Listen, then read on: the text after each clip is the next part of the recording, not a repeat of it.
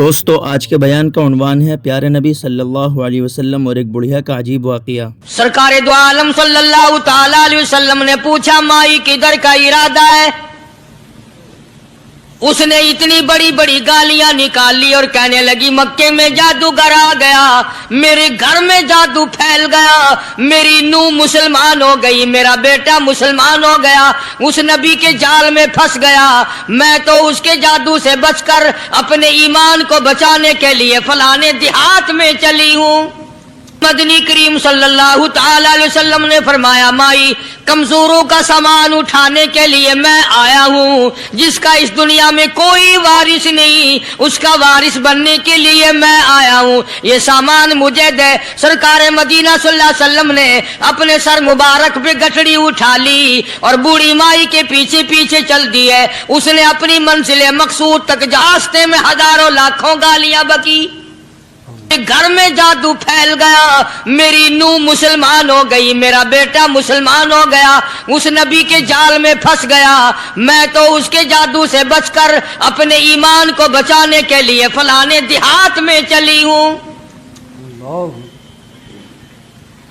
مدنی کریم صلی اللہ تعالی علیہ وسلم نے فرمایا مائی کمزوروں کا سامان اٹھانے کے لیے میں آیا ہوں، جس کا اس دنیا میں کوئی وارث نہیں اس کا وارث بننے کے لیے میں آیا ہوں، یہ سامان مجھے دے۔ سرکار مدینہ صلی اللہ علیہ وسلم نے اپنے سر مبارک پہ گٹڑی اٹھا لی اور بوڑھی مائی کے پیچھے پیچھے چل دی ہے۔ اس نے اپنی منزل مقصود تک جہاں جانا تھا راستے میں ہزاروں لاکھوں گالیاں بکی، میرے گھر کا بیڑا غرق کر دیا، میرے گھر میں دین نیا پھیلا دیا، جادو پھیلا دیا، نئی نئی چیزیں آ گئی، پرانا دین ختم کر دیا، میرے گھر کی رسوائی ہو گئی، میں اپنا ایمان بچانے کے لیے آئی ہوں۔ جہاں بڑھیا مائی نے جانا تھا منزل مقصود پہ پہنچ گئی، ٹھکانے پہ پہنچ گئی، سامان نیچے اتروا کر حضور کو پلہ پھیلا کر جھولی پھیلا کے دعائیں دینے لگی اور کہنے لگی او میرے بیٹا جیسے اس جادوگر سے میں بچ کے آ گئی ہوں، جیسے اس دین نئے پھیلانے والے سے میں بچ کر آ گئی ہوں، میرا دین بچ گیا، میرا ایمان بچ گیا، میری دعا ہے اللہ کرے تو بھی بچ جائے۔ سرکار مدینہ صلی اللہ تعالی علیہ وسلم کی آنکھوں میں آنسو آ گئے، فرمایا مائی جس کو سارے راستے میں گالیاں دیتی آئی ہو، جو تیری گٹھڑی اٹھا کے سر پہ لایا ہے، جو تیری ساتھ آیا ہے، جسے جادوگر کہتی ہو، جسے گالیاں دیتی دیتی تھکتی نہیں ہو، وہی اللہ کا پاک پیغمبر محمد الرسول اللہ، میں تیرے سامنے موجود ہوں۔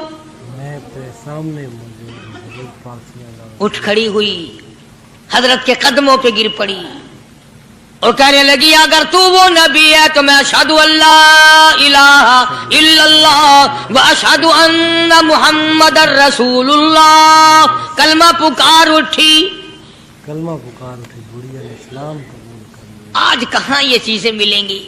اور اگر آپ لوگ تلاش بھی کرتے ہیں تو صرف مولویوں کے لیے، جی اخلاق مولویوں کے اندر ہونا چاہیے، کردار مولویوں کے اندر ہونا چاہیے، پاک دامنی مولویوں کے اندر ہونی چاہیے، سچائی اور سچ بولنا صرف مولویوں کے لیے ہونا چاہیے، باقی لوگ سارے ہی لانتی ہو کے مرنے چاہیے جھوٹ بول بول کے۔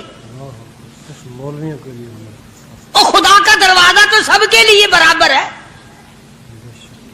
یہ تمہیں کس نے تعلیم دی کہ سچ بولے تو مولوی، اور حلال کھائے تو مولوی، اور پاک دامن رہے تو مولوی، زنا سے بچے تو مولوی، قتل سے بچے، تمہارے لیے سب کچھ جائز ہے۔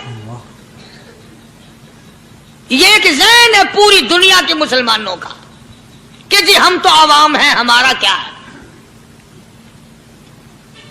مدنی کریم صلی اللہ علیہ وسلم کا دین بادشاہ کے لیے، وزیر کے لیے، پیر اور فقیر کے لیے، ایک مزدور اور ایک عام آدمی کے لیے، سب کے لیے اللہ کا دین برابر ہے۔ اس میں کسی کی لحاظ نہیں کہ بھئی اس کا تو یوں کر دیا جائے چلو کوئی بات نہیں، وہاں کوئی بات نہیں تو مسئلہ ہی نہیں۔ جتنے سانس لے رہے ہو، جتنے بھی سانس آ جا رہے ہیں، تمام ایک ایک سانس کا حساب و کتاب ہوگا۔ اسی لیے تو بزرگ فرماتے ہیں کہ ہر وقت اور ہر لمحہ موت کو اپنے سامنے رکھ رکھو، تیاری رکھو ہر وقت، جب بلاوا آئے کہ میں جی تیار ہوں۔ اللہ والوں نے یہی تو تربیت کی۔ تم اللہ والوں کے قریب نہیں جاتے، فنکاروں اور ٹھگوں کے قریب جاتے ہو، نیک بندوں کے قریب بیٹھنا پسند نہیں کرتے۔ کیوں؟ اس لیے کہ نہ وہ تمہاری خوشامد کرے گا، نہ تمہارا وہاں جی لگے گا۔ چاپلوسی کرے گا لفنگا آدمی، چمچا گیری کرے گا نکما آدمی۔ اگر کسی کو دین ایمان اپنا بنانا ہے تو اس کے لیے کوشش کرنی پڑے گی۔ اللہ کی ہدایت کسی کے پیچھے دوڑی نہیں پھرتی، اللہ کی ہدایت کو آدمی کو خود تلاش کرنا پڑے گا۔ خدا کا جہنم اور خدا کی جنت دونوں چیزیں اس نے بنا دی اور اعلان کر دیا، فمن شاء فلیؤمن ومن شاء فلیکفر، جس کا دل چاہے ایمان اپناؤ، جس کا دل چاہے کفر اپناؤ، خدا کی خدائی میں کوئی فرق نہیں آتا۔ ساری دنیا اگر کفر سے بھر جائے تو خدا کی شان میں ایک ذرہ برابر فرق نہیں آتا، اور ساری دنیا اگر پارسار متقی پرہیزگاروں کی بن جائے تو خدا کی شان میں کوئی اضافہ نہیں ہوتا۔ یہ تو بندہ جو کچھ بھی کرتا ہے اپنے لیے کرتا ہے۔ اپنے لیے کرتا ہے۔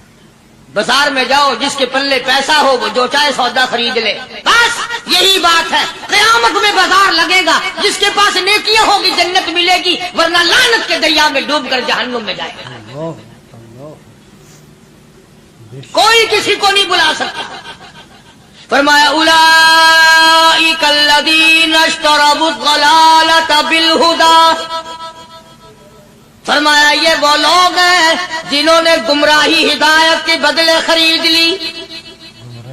اللہ تعالیٰ نے ہدایت دی، قرآن دیا، ایمان دیا، دین دیا، اسلام دیا، مدنی کریم صلی اللہ علیہ وسلم کی عظمت ملی، محبت ملی، اللہ کے پاک پیغمبر نے سب کچھ حوالے کر دیا، اور آج اس کے بدلے میں گمراہی خرید لی۔ قرآن اعلان کرتا اولئک الذین اشتروا الضلالۃ بالہدی، یہ ہے وہ لوگ جنہوں نے گمراہی کے بدلے ہدایت کے بدلے گمراہی خریدی۔ اور قرآن کے الفاظ تو سنو، خدا تمہیں نصیب کرے۔ کس وقت خریدی؟ فرمایا فما ربحت تجارتهم وما كانوا مهتدين۔ ہدایت ملنے کے بعد، مسلمان کے گھر میں پیدا ہونے کے بعد، مسلمان کہلانے کے بعد، ایماندار کہلانے کے بعد، اتنی بدعملی، اتنی بدتمیزی، اتنا گناہ کیا کہ مرتے وقت ادھر دم نکلا، ادھر جہنم میں پھینک دیا گیا۔ ایک صحابی نے عرض کر دیا یا رسول اللہ صلی اللہ تعالی علیہ وسلم، فرمایا عرض کیا قیامت کب آئے گی؟ قیامت کب آئے گی؟ اللہ اللہ اللہ، یہ پوچھنا بھی صحابی کے بس کی بات تھی، اور اللہ کے نبی نے پتہ پھر کیا جواب دیا؟ فرمایا قیامت کا جو پوچھ رہے ہو کیا تیاری کر رکھی ہے؟ یعنی یہ نہیں فرمایا کہ فلاں دن فلاں وقت یہ، اور کسی نے پوچھ جو لیا متا سا کالی کملی والے قیامت کب آئے گی؟ فرمایا کیوں، کیا تیاری کر رکھی ہے؟ کیا تیاری کر رکھی ہے؟ پوچھ جو رہے ہو۔ وہ بھی شاگرد کالی کملی والے کا تھا صلی اللہ علیہ وسلم، پوچھ تو بیٹھا، مرید حضور کا ہے، مقتدی حضور کا ہے، دیدار پیغمبر خدا صلی اللہ علیہ وسلم کا کرتا ہے، فوراً سنبھلا۔ اس نے پوچھا نا قیامت کب آئے گی؟ اللہ کے نبی نے جلال میں فرمایا کیا تیاری کر رکھی ہے؟ سارے کون ہے سبحان اللہ؟ صحابی ایسا سنبھلا، کہنے لگا آقا میرے پاس تیری محبت کے سوا اور کیا ہے؟ اللہ اللہ، کیا جواب دیا؟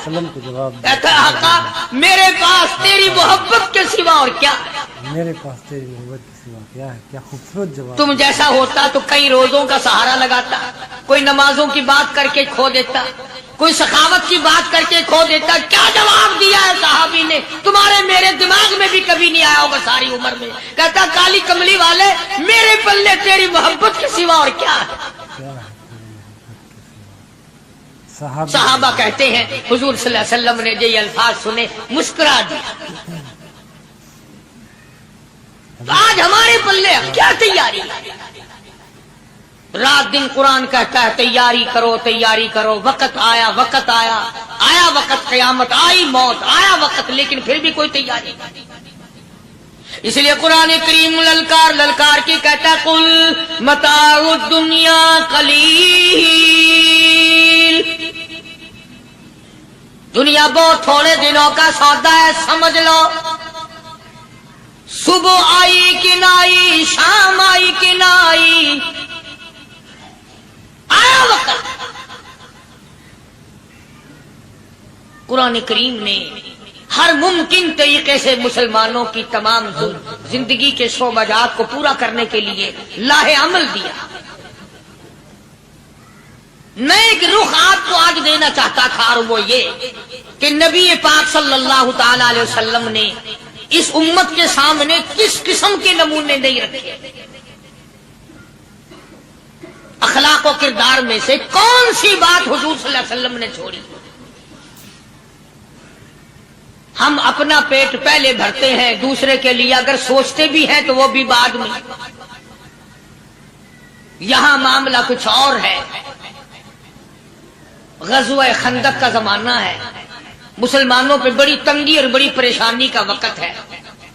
یہاں تک کہ صحابہ کرام رضوان اللہ تعالی علیہم اجمعین کی جماعت کہتی ہے کہ حضور صلی اللہ علیہ وسلم کو صحابہ کرام نے دیکھا. ایک صحابی آپ کے سامنے حضور کے سامنے آیا اور اس نے اپنا کرتا اپنے پیٹ سے اٹھایا. اس نے بھوک کی وجہ سے اپنے پیٹ پہ ایک پتھر باندھا ہوا تھا. صحابہ کرام دیکھ رہے تھے. اس کے دیکھتے دیکھتے امام الانبیاء محبوب کبریا حضرت محمد مصطفیٰ صلی اللہ تعالی علیہ وسلم نے رحمت والے ہاتھوں سے جب اپنا کرتا اٹھایا، صحابہ کرام کی آنکھوں نے دیکھا حضور کے پیٹ پہ 2 پتھر بندھے ہوئے تھے. آج کتنا کھاتے ہو پھر بھی نہ شکری، کتنا پیتے ہو پھر بھی نہ شکری، کتنا کچھ کھانے کو مل رہا ہے پھر بھی نہ شکری. کچھ نہیں کچھ نہیں. حضرت جابر رضی اللہ تعالیٰ عنہ نے جب یہ منظر دیکھا، یہ حالت دیکھی، رہ نہ سکا. صحابی فوراً دوڑا اور دوڑا دوڑا گھر گیا. گھر بیوی کو جا کے کہنے لگا غضب ہو گیا، کمائی ہو گئی، کمال ہی ہو گیا. حضور صلی اللہ علیہ وسلم کو اتنی بھوک ہے، اتنا فاقہ ہے کہ آپ نے اپنے پیٹ مبارک پہ 2 پتھر باندھے. 2 پیٹ پر پتھر باندھے حضور پاک. بیوی کہنے لگی جلدی جا کر کے حضور صلی اللہ علیہ وسلم کی دعوت کراؤ، ہم کھانا کھلائیں گے. یہ 2 شیر ہوں 1.5 شیر ہوں، یہ جو ہے یہ بکری کا بچہ ہے، ہم اسے ذبح کرتے ہیں، بہت جلدی تیار کرتے ہیں، میں ان کو پیستی ہوں اور تم جاؤ جا کے دعوت کا کیا. حضرت جابر رضی اللہ تعالی عنہ حضور کریم صلی اللہ علیہ وسلم کی خدمت عالیہ میں آئے. چونکہ کھانے کی مقدار، آٹے کی مقدار بڑی تھوڑی تھی، حضور کے کان کو منہ لگا کر کے حضرت جابر نے کہا کہ یا رسول اللہ صلی اللہ علیہ وسلم، ایک تو آپ اور ایک یہ صحابی جس نے پیٹ پہ پتھر باندھ رکھا ہے، اور اگر آپ کے علم میں ہو 1-2 اور ایسا ہی جو زیادہ بھوکا ہو، میرے گھر میں دعوت ہے، چلو. آپ لوگوں کا کھانا میرے یہاں ہے. ایک تو آپ اور ایک یہ جو ہم نے دیکھا پیٹ میں بکری پتھر باندھے پھر رہا ہے، کمر سیدھی نہیں ہو سکتی، اور ایک آدھا اور اسی قسم کا جو زیادہ تنگ ہو رہا ہو. جابر نے تو اتنی بات کہی. حضور کریم صلی اللہ تعالی علیہ وسلم ایک بہت بڑے پتھر پہ کھڑے ہو گئے اور اعلان کر دیا تمام کا تمام لشکر چلے، سب کی جابر کی گھر دعوت ہے. سبحان اللہ سبحان اللہ. سارے کا سارا لشکر چلے، ساری فوج. جابر بھی حیران، بلکہ اعلان کر دیا چلو سارا مدینہ چلے. حضرت جابر رضی اللہ تعالیٰ عنہ وہی تو کھڑے تھے، بس قدموں کے نیچے سے زمین نکل گئی کہ یہ کیا بنا. کھانا تو 2-3-4 آدمیوں کا مشکل بنے گا، یہ 12,000 سے زیادہ بڑا لشکر ہے اور آپ نے سب کو اعلان کر دیا، اب کیا بنے گا؟ سب کو اعلان کر دیا حضور پاک صلی اللہ علیہ وسلم کی جابر کی حضرت جابر دوڑے دوڑے پریشانی کے عالم میں گھر گئے، گھر والی کو کہنے لگے کہ کام خراب ہو گیا۔ بیوی کہنے لگی کیوں؟ انہوں نے کہا میں نے تو اللہ کی بندی ایک تو حضرت کی دعوت کی تھی اور ایک وہ دوسرا جو پیٹ پتھر باندھے ہوئے آیا تھا، اور میں نے عرض کیا تھا کہ ایک دو اور اسی طرح کا جو زیادہ تنگ ہو رہا وہ دعوت ہے۔ حضور نے تو سارے لشکر کو اعلان کر دیا کہ چلو جابر کے گھر دعوت ہے۔ اللہ اللہ سبحان اللہ، کبھی کبھی عورتیں بھی ایسی بات کر دیتی ہیں جو مردوں کو نہیں آتی، بے شک مگر وہ اس زمانے میں عورتیں بھی کہاں، اب تو تلی لگانے والی تو ہیں، ماچس لگانے والی، جلتی پہ تیل چھڑکنے والی ہیں۔ تو کوئی مرد ہے وہ اتنی بات کہے گیا تو بیٹھا سنتا رہا تاکہ اس کو کوئی جلدی قتل کرے تو میں رنگڑ بنوں، بازار میں پھروں، دیر نہیں لگاتی آگ لگاتی۔ حضرت جابر رضی اللہ تعالیٰ عنہ کی بیوی کہنے لگی آپ کو پریشانی کی کیا بات ہے؟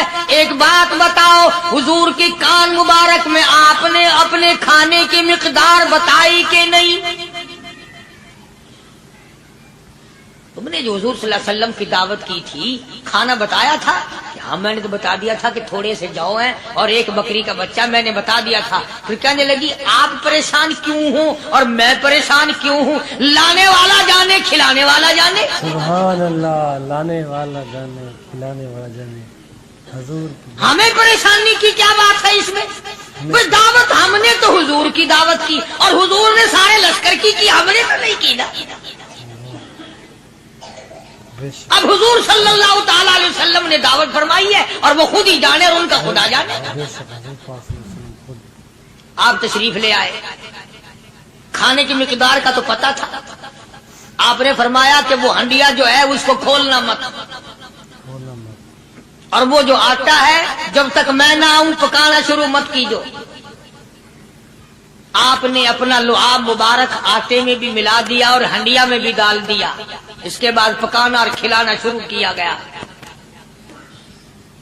علماء کرام نے لکھا ہے 12,000 کا لشکر بھی کھا گیا، کھانا جتنا تھا اتنا ہی باقی، سبحان اللہ سارے کا سارا لشکر کھا گیا، سارا مدینہ کھا گیا۔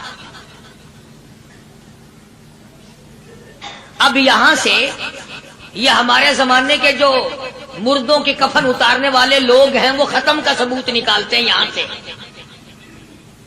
کہ حضور صلی اللہ علیہ وسلم نے ختم دیا تو 12,000 آدمیوں نے کھا لیا۔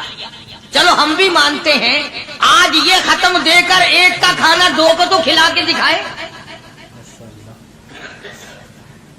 ارے وہ تو معجزہ ہے محمد عربی صلی اللہ تعالی علیہ وسلم کا، اور وہ تو آپ کے لعاب مبارک کی برکت ہے، آپ کی دعا کی برکت ہے۔ بے شک حضور پاک صلی اللہ علیہ وسلم کی یہ تمہیں کس نے بتایا کہ حضور صلی اللہ علیہ وسلم نے جابر کے کھانے پہ بیٹھ کر ختم پڑا تھا؟ حضور پاک صلی اللہ علیہ وسلم کا جو ہے یہ تو معجزہ ہے محمد عربی صلی اللہ تعالی علیہ وسلم کا، اور اللہ پاک نے نبی کے ہاتھ پر ہزاروں نہیں لاکھوں معجزات کا اظہار فرمایا۔ بے شک موجودہ ہے حضور پاک صلی اللہ علیہ وسلم۔ تو یہاں سے غلط چیزوں کا اجرا کرنا آگے آپ لوگوں نے سنے ہوں، اور پھر وہ ختم ہو گئے، پھر حضور تشریف لائے اور انہوں نے ان دونوں بچوں کو مردوں کو چھپا کے رکھ دیا۔ جب بچوں کو لایا گیا تو مردے تھے، حضور نے بچوں کو فرمایا تم زندہ ہو جاؤ، وہ کہنے لگے جب تک ہماری بکری کا بچہ زندہ نہ ہو ہم زندہ نہیں ہوتے۔ وہ ہڈیاں جوڑی، حضور نے بکری زندہ کری جب وہ بچے کھڑے ہوئے۔ قرآن پھانسی دیتا ہے، افسانہ بنا کر پیش کرو نا، وہ بڑا جلدی مانتے ہیں۔ اللہ امام الانبیاء محبوب کبریا حضرت محمد مصطفیٰ صلی اللہ تعالی علیہ وسلم کا قرآن کریم نے اسی جنگ میں، اسی جہاد میں ایک واقعہ پیش فرما دیا۔ سبحان اللہ اس واقعے سے پہلے پتہ کیا ہوا؟ حضرات صحابہ کرام رضوان اللہ تعالی علیہ مجمعین کے ہاتھوں سرکار دو عالم صلی اللہ علیہ وسلم بھی ساتھ تھے، کافروں کا ایک بہت بڑا بہادر پہلوان مارا گیا۔ سبحان اللہ یہ جو غزوہ خندق ہے جس کو غزوہ احزاب کہتے ہیں، قرآن میں ذکر ہے اس کا، ویسے کوئی بات بنا کے نہیں کہہ رہا ہوں۔ یعنی یوں سمجھو اب میں سورت احزاب کے تیسرے رکوع کا آخری آیتوں کا ترجمہ کر رہا ہوں، اور یہ اتنا مشکل وقت پڑا تھا صحابہ پہ، ایک تو گرمی سخت تھی، اور چاروں طرف سے جن یہودیوں نے عہد و پیمان کر رکھا تھا حضور صلی اللہ علیہ وسلم سے، انہوں نے بدعہدی کر دی، وہ سارے کے سارے صحابہ پہ یکدم ٹوٹ پڑے۔ صحابہ بیچ میں آ گئے میدان میں، نہ پانی، نہ کھانا، نہ روٹی، نہ جوتی، نہ کپڑا، نہ اسلحہ، نہ لینا نہ دینا، بلکہ یوں لکھا علماء نے کئی دن ہو گئے پانی کی بوند نہ ملی،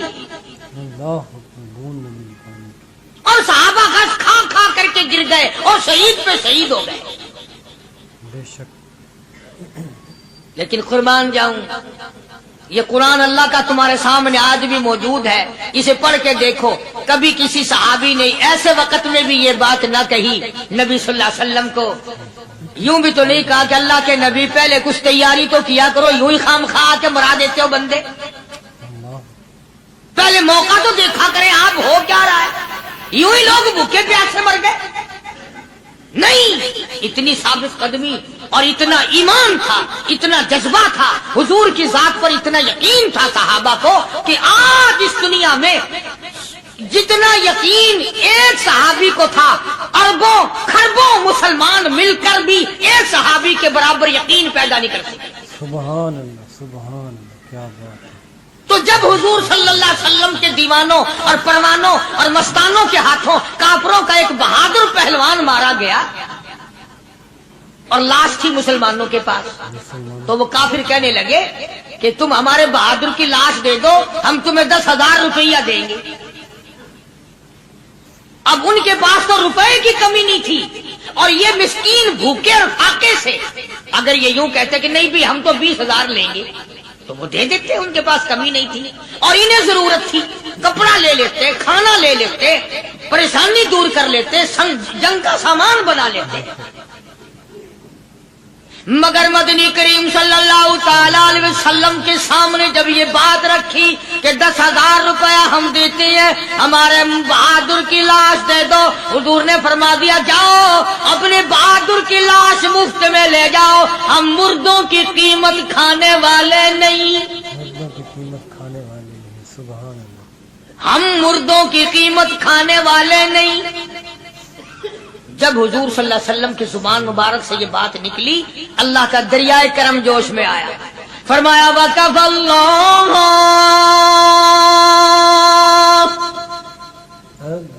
اللَّهُ الْمُؤْمِنِينَ الْقِتَالَ، فرمایا میرے نبی اب آپ اطمینان رکھیں، کوئی ضرورت نہیں، اب میں تیرا خدا خود ان سے جنگ کروں گا، اب میں لڑوں گا ان سے۔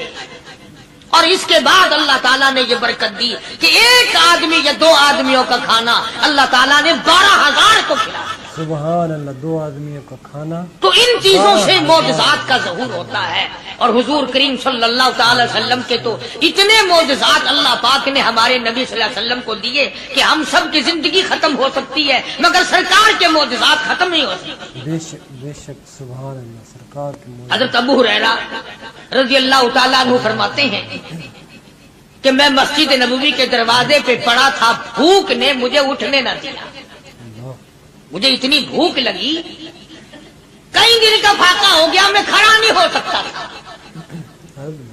تو میں نے جناب صدیق اکبر رضی اللہ تعالیٰ عنہ سے مسئلہ پوچھنے کا بہانہ بنا کے بلایا کہ شاید یہی مجھے اپنے ساتھ لے چلے، تو وہ بھی مسئلے کا جواب دے کر چلے گئے۔ ابو ہریرہ کہتے ہیں میرا یقین ہوا کہ ان کے گھر بھی کچھ نہیں۔ پھر میں نے فاروق اعظم رضی اللہ تعالیٰ عنہ کو مسئلہ یا قرآن کی آیت پوچھنے کے بہانے متوجہ کیا، وہ بھی وہ جو چیز میں نے پوچھی تھی بتا کے چلے گئے، غالباً ان کے یہاں بھی فاقہ ہوگا۔ ابو ہریرہ رضی اللہ تعالیٰ عنہ کہتے ہیں پھر آئے حضور صلی اللہ علیہ وسلم تشریف لائے، تو میں نے مسئلہ پوچھنے کے بہانے سے حضور کو اپنی طرف متوجہ کیا۔ ابو ہریرہ کہتے ہیں حضور مسکرائے اور میرا مطلب سمجھ گئے، میرا مطلب سمجھ گئے، اشارہ کیا میرے ساتھ ساتھ، میرے پیچھے پیچھے آ، ابو ہریرہ رضی اللہ تعالیٰ عنہ کہتے ہیں میں حضور صلی اللہ علیہ وسلم کے ساتھ چلا آیا، آپ اپنے دولت قضا پر تشریف لائے، اپنے گھر میں تشریف لائے، آپ نے گھر میں داخل ہو کر کے فرمایا کچھ کھانے کا پینے کا کوئی ہے گھر میں کوئی چیز؟ جواب ملا ہاں ایک دودھ کا پیالہ ہے، ہدیہ آیا کہیں سے، آپ کے لیے ہدیہ دیا کسی نے، دودھ کا پیالہ منگوا لیا۔ ابو ہریرہ کہتے ہیں میں بڑا خوش ہوا کہ لے میرا دو لگ گیا، کام بن گیا، مجھے ہی فرمائیں گے پی لے، رج کے پیوں گا۔ ابو ہریرہ کہتے ہیں کہ مجھے حضور صلی اللہ علیہ وسلم کیا فرماتے ہیں کہ ابو ہریرہ وہ جو مسجد نبوی میں 70-80 صحابہ صفا طالب علم ہے نا، کہ جی ہم ساروں کو بلا کے لا، ابو ہریرہ کہتے ہیں مجھے بڑی کھٹکی کہ ایک دودھ کا پیالہ یہ تو میرے جوگا ہی تھا، وہ 70-80 کیا کریں گے یہاں کے۔ ابو ہریرہ کہتے ہیں جب میں اٹھ کے چلا تو مجھے پھر واپس بلایا، فرمایا ابو ہریرہ مدینے کی گلی میں آنے میں جانے میں جو بھی راستے میں ملے اسی کو کہہ دے کہ حضور کے گھر دعوت ہے۔ سبحان اللہ سبحان اللہ، جو بھی میرے ابو ہریرہ کہتا ہے کہ میں اقرار بھی میں نے کرنا ہی تھا کہ جی ہاں کہوں گا، پر دل میں بھی سوچ رہا ہوں کہ ہے تو ایک ہی پیالہ، پیالہ تو ایک ہی ہے۔ تم جیسا اگر کوئی وہاں ہوتا نا جو گلی میں ملتا اس کو کہتے آج کے دن ادھر کوئی نہ آوے۔ وہ تو صحابہ تھے نا، اشاروں پہ جان دیتے تھے، راستے میں جو بھی ملا، دکاندار ملا ویسا ملا، سب کو کہہ دیا، واپسی میں جو ملا لشکر اکٹھا ہو، سب بیٹھ گئے۔ ابو ہریرہ رضی اللہ تعالیٰ عنہ کہتے ہیں اب میں نے دل میں ایک پروگرام بنایا، مجھے عادت شریفہ کا پتہ تھا کہ دائیں طرف سے شروع فرمایا کرتے تھے کوئی چیز تقسیم کرنا یا کھلانا یا پلانا، میں نے دل میں پروگرام بنایا کہ دائیں طرف شروع میں بیٹھ جاؤں گا، آگے بچے یا نہ بچے میں تو دو لگاؤں گا نا اپنا پہلے، سبحان اللہ، میرا نمبر تو لگ ہی جائے گا۔ اللہ اکبر۔ ابو ہریرہ کہتے ہیں کمال ہوگی میری حیرانگی کی کہ جب میں جڑ کے بیٹھا نا کہ اب میرے سے شروع ہوگا، آپ نے مجھے اشارہ کر کے بلایا اور فرمایا ابو ہریرہ کھڑا ہو کے سب کو پلا۔ سبحان اللہ، ابو ہریرہ کھڑا ہو کے حضرت ابو ہریرہ رضی اللہ تعالیٰ عنہ کہتے ہیں میری تسلی ہو گئی کہ بس اب تو مجھے مل گیا اور میرا نمبر بعد میں ہی آنا، کیسے بچے گا۔ اللہ غنی۔ ابو ہریرہ رضی اللہ تعالیٰ عنہ کہتے ہیں میں نے دائیں طرف سے شروع کیا، سینکڑوں سے زیادہ کتنے لوگ تھے جنہوں نے رج رج کے پیا، رج رج کے پیا، سیر ہو کے پیا، سارا لشکر پی کے چلا گیا۔ اس کے بعد سرکار مدینہ صلی اللہ علیہ وسلم نے فرمایا لے ابو ہریرہ اب تو باقی اور میں باقی۔ ابو ہریرہ کہتے ہیں میں نے عرض کیا میرے آقا آپ نے بھی تو نوش نہیں فرمایا، آپ پہلے پیے۔ فرمایا نہیں میں نبی ہوں، ساری امت کو پلا کے پھر پیوں گا۔ ابو ہریرہ رضی اللہ تعالیٰ عنہ فرماتے ہیں میں نے 3 سانس لے کر کے، لمبا لمبا سانس لے کر میں نے رج رج کے پیا اور پیالے میں جھانک بھی رہا تھا۔ ابو ہریرہ کہتا ہے ایک قطرہ بھی کم نہیں ہوا۔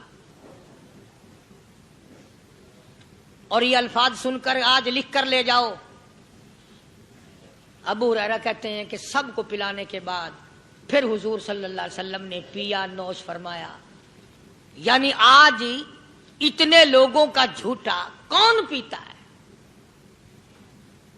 کسی افسر کو تو پلا کے دیکھنا، چلو افسر تو دنیا دار ہیں، کسی ماننے ہوئے پیر کو تو پہلے سارے مرید پی کر کسی پیر کو تو دیکھنا گلاس پیالہ اور مارے گا پھینک کے۔ اپنا پیا ہوا تو وہ مریدین کو دے دے گا کہ سارے پی لو، تبرک ہے یہ، لیکن مریدوں کا جھوٹا وہ کیسے پیے گا؟ اللہ غنی۔ اور یہ امام الانبیاء سرکار دو جہاں شہنشاہ کائنات حضرت محمد الرسول اللہ صلی اللہ تعالی علیہ وسلم کا نرالا اخلاق ہے، نرالا کردار ہے، نرالی عادت ہے، نرالی طبیعت اور مزاج اللہ پاک نے دیا ہے۔ خدا کی قسم اگر حضور کی دعا نہ ہوتی آج ہم لوگ یا کتے ہوتے یا خنزیر ہوتے یا بندر بن گئے ہوتے۔ آج اس محبوب کی دعا کے صدقے میں تم انسانیت اور آدمی کے روپ میں پھرتے ہو۔ ورنہ خدا کا قرآن گواہ ہے، شام کو آدمی سوئے صبح کو اٹھے تو کتے بن گئے، شام کو آدمی سوئے صبح کو اٹھے تو بندر بن گئے۔ آج کون سا گناہ ہم لوگوں نے نہیں کیا ہوا؟ جھوٹ نہیں بولتے، شراب نوشی نہیں کرتے، بدکاری نہیں، کیا نہیں کرتے ہم لوگ؟ جناب مدنی کریم صلی اللہ تعالی علیہ وسلم نے سر بسجود ہو کر کے دعا مانگی، الہی او میرے پروردگار، او میرے مالک بے نیاز۔ آواز آئی جی میرے محبوب، عرض کیا الہی میری امت کی شکل نہ بدلے، قیامت میں حساب و کتاب ہو جائے۔ آواز آئی ہم نے منظور کر لیا، پھر دعا مانگی الہی میری امت پہ یکدم قحط کا عذاب نہ آئے، بھوک کا عذاب نہ آئے، پیاس کا عذاب نہ آئے۔ وما کان اللہ لیعذبہم وانت فیہم وما کان اللہ معذبہم وہم یستغفرون۔ میرے محبوب جب تک آپ ان لوگوں میں ہیں، میرا وعدہ رہا میں کوئی عذاب ان کو نہیں دوں گا۔ حضور صلی اللہ علیہ وسلم ساری رات رویا کرتے تھے، الہی میں نہیں، میرے نام لیوا جتنے ہیں میں تو سب کے لیے دعا کرتا ہوں۔ اور لوگوں اپنے ملازموں کا خیال کرنا، محتاجوں کا خیال کرنا، غریبوں کا خیال کرنا، مزدوروں کا خیال کرنا، معذوروں کا خیال کرنا، غریب پروری کرنا، لوگوں کے ساتھ ہمدردی والا برتاؤ کرنا۔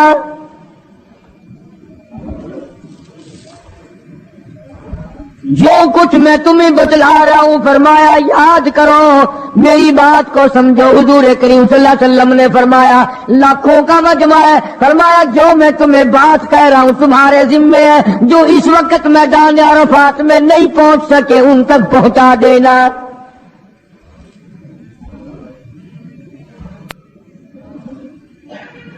ادھر آپ نے امت کو تبلیغ فرمائی، آخری خطبہ ہے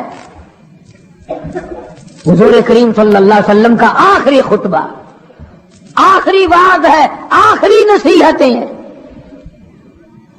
ادھر قرآن کریم کی آخری آیت نازل ہوگی، الیوم اکملت لکم دینکم واتممت علیکم نعمتی ورضیت لکم الاسلام دینا۔ کالی کملی والے آج ہم نے تمہارا دین کامل کر دیا، اسلام مکمل ہو گیا۔ حضور کریم صلی اللہ تعالی علیہ وسلم نے ضروری چیزیں آخری خطبے میں ارشاد فرما دی، فرمایا لوگوں اپنی عزت کو بچانا، اپنی عزت کا خیال کرنا۔ دو چیزوں کی ضمانت آج تم مجھے دے دو، ایک چیز کی ضمانت آج میں تمہیں دے دیتا ہوں، اپنی زبان کی اجازت دو، غلط نہیں استعمال کرو گے، اللہ رسول کے خلاف نہیں چلاؤ گے، اپنی نفسانی خواہشات کی ضمانت دو، اللہ اور اس کے رسول کے حکم کے خلاف نہیں برتو گے، نہیں چلاؤ گے۔ فرمایا والذی نفسی بیدی محمدا، اور لوگوں اس مالک کائنات کی قسم میں جنت الفردوس کی تمہیں ضمانت دیتا ہوں۔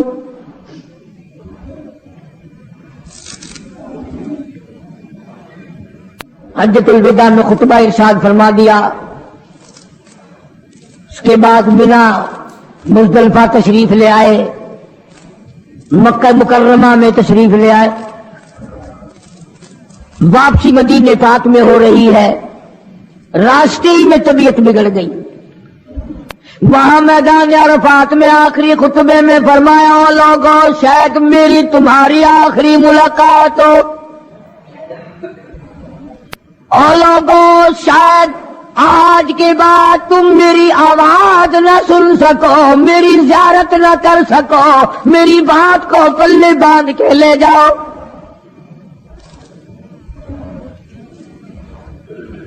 مدینہ طیبہ میں پہنچ گئے، راستے میں جو طبیعت بگڑی اور مزید خراب ہوتی چلی گئی، زیادہ پریشانی بڑھتی چلی گئی، یہاں تک کہ مدینہ پاک میں تشریف لے گئے تو مرض شدت اختیار کر گیا۔ جناب ابو ہریرہ رضی اللہ تعالیٰ عنہ نے دیکھ کر عرض کر دیا میرے آقا بڑی کمزوری آ گئی، بڑی ضعیفی آ گئی، بڑی ناتوانی سی آ گئی، بڑی آپ کمزور ہو گئے، بہت زیادہ ضعیفی چہرے سے ظاہر ہونے لگی۔ فرمایا ابو ہریرہ موت قریب ہے، موت قریب ہے، زندگی دور ہوتی چلی جا رہی ہے، اور تجھے کیا بتلاؤں، جب قرآن کریم کی ان صورتوں کی تلاوت کرتا ہوں جن میں قیامت کا ذکر ہے، میرا سانس رک جاتا ہے، میرا سانس بگڑ جاتا ہے۔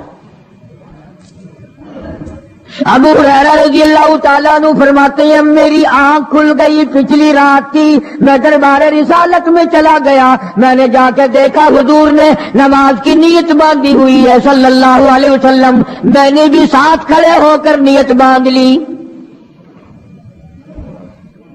سورہ بقرہ 2.5 سپارے کی پوری سورت ہے۔ ابو ہریرہ کہتے ہیں پہلا سپارہ ختم ہو گیا، دوسرا سپارہ ختم ہو گیا، میں نے اندازہ لگایا کہ چلو سورت ختم کر کے تو رکوع فرمائیں گے، آل عمران شروع فرما دی، وہ 1.25 پارے کی ایک سورت ہے۔ پھر میں نے اندازہ لگایا کہ چلو اس سورت کے ختم ہونے پہ تو رکوع فرمائیں گے، سورت نساء شروع فرما دی، 5.25 پارے پڑھنے کے بعد جب رکوع فرمایا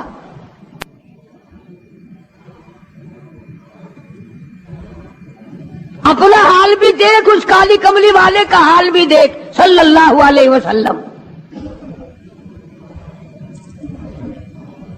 ابو ہریرہ کہتے ہیں جب قرآن مجید کی تلاوت ہو رہی تھی میں پاس کھڑا ہوا تھا نماز میں، حضور کے سینے سے آپ کے چھاتی سے مجھے یوں سانس پھولنے کی آواز آئی جیسے ہنڈی پکتی ہوئی کھولتی ہے، سانس پھول گیا۔ قرآن کریم کی تلاوت کرتے کرتے طبیعت متاثر ہو رہی ہے۔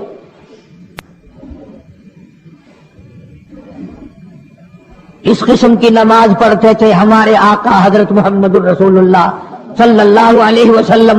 آج امت کی نمازیں اور اپنی نمازیں اور میری نمازیں تمہارے سامنے ہیں۔ امام الانبیاء محبوب کبریا حضرت محمد مصطفیٰ صلی اللہ تعالی علیہ وسلم کا مرض اتنا شدت اختیار کر گیا، بے ہوشی شروع ہو گئی، کبھی ہوش آ جاتا ہے، کبھی پھر بے ہوشی طاری ہو جاتی ہے، مرض بڑھتا چلا گیا۔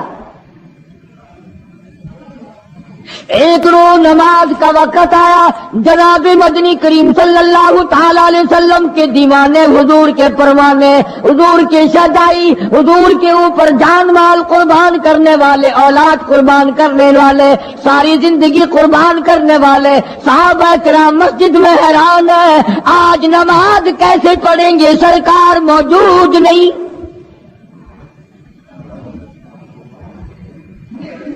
جناب عائشہ صدیقہ رضی اللہ تعالی عنہا نے، جناب فاطمہ الزہرا رضی اللہ تعالی عنہا دونوں پریشان ہیں کہ مرض بڑھ گیا ہے، تکلیف زیادہ ہے۔ ہوش آئی آپ کو، فرمایا اصلی الناس، کیا لوگوں نے نماز پڑھی؟ فرمایا قالوا لا بل ينتظرونك، نہیں پڑھی بلکہ آپ کا انتظار ہو رہا ہے۔ سارے دیوانے، سارے پروانے، سارے شہدائی، سارے جانثار، سارے غمگسار، ساری زندگی قربان کرنے والے دیواروں کے ساتھ لگے ہوئے کھڑے رو رہے ہیں، کالی کملی والے آج اگر تیرا دیدار نہ ہوا تو ہم مر جائیں گے۔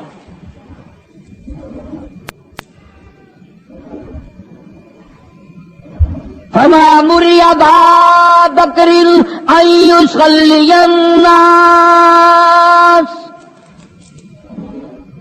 عائشہ رضی اللہ تعالیٰ عنہ ابو بکر کو میری طرف سے حکم دو میرے مصلی پہ کھڑا ہو کر نماز پڑھائے، میرے مصلی پہ کھڑے ہو کر نماز پڑھائے۔ حضرت عائشہ رضی اللہ تعالیٰ عنہ نے عرض کر دیا میرے آقا میرا ابا تو کئی دن سے روتا پھرتا ہے، کئی دن سے رو رہا ہے۔ اذا جاء نصر اللہ کی سورت جب نازل ہوئی تو سارے صحابہ نے خوشی منائی، سارے مدینے نے خوشی منائی. اذا جاء نصر اللہ والفتح، اللہ کی حمایت آئے گی، نصرت آئے گی، تائید آئے گی، فتح آئے گی. ورأیت الناس یدخلون فی دین اللہ افواجا، تم دیکھو گے کہ فوج کی فوج اسلام میں داخل ہو رہی ہیں، لشکر کے لشکر اسلام میں داخل ہو رہے ہیں. ساری بات خوشی کی ہے. فسبح بحمد ربک، اور آپ میری تسبیح بیان کریں. بس یہ ایت سن کر ابو بکر کی چیخ نکل گئی. سارا مدینہ خوشیاں منا رہا ہے، سارا مدینہ خوشیوں میں ہے، سارے صحابہ خوشیاں منا رہے ہیں. عام لشکر اسلام میں داخل ہوں گے، ساری فوجی اسلام میں داخل ہو جائیں گی، لیکن ابو بکر صدیق کو لوگوں نے دیکھا اس کونے میں بیٹھا روتا ہے، گھر میں بیٹھا ہوا رو رہا ہے. اس نے پوچھا صدیق رضی اللہ تعالیٰ عنہ، سارے تو خوشیاں منا رہے ہیں، تو رو رہا ہے، تجھے کیا تکلیف پہنچی ہے؟ اذا جاء نصر اللہ کی سورت کے نزول کا پتہ نہیں چلا؟ جناب ابو بکر رضی اللہ تعالیٰ عنہ جو نبوت کا راز جانتے ہیں، مزاج شناس نبوت کے سب سے پہلا رفیق، سب سے پہلا ساتھی ابو بکر صدیق رضی اللہ تعالیٰ عنہ ہے. روتے روتے فرمانے لگے، آؤ مدینے والوں، یار کی جدائی کا وقت آ گیا. حضور کریم صلی اللہ علیہ وسلم کی روانگی کا وقت آ گیا. انہوں نے کہا تجھے کیسے پتا چلا؟ کہ دیکھتے نہیں ہو قرآن میں کیا؟ فسبح بحمد ربک، آپ میری تسبیح بیان کرے، مطلب یہ کہ آپ میرے یہاں آ جائے. سب سے زیادہ صدیق اکبر نے قرآن کریم کو سمجھا. تو حضرت عائشہ رضی اللہ تعالیٰ عنہ نے عرض کیا، کالی کمبلی والے وہ تو پہلے ہی روتے پھرتے میرے ابا، تو کسی اور کو حکم دو. فرمایا عائشہ، امت میں تیرے باپ جیسا نظر کوئی نہیں آتا،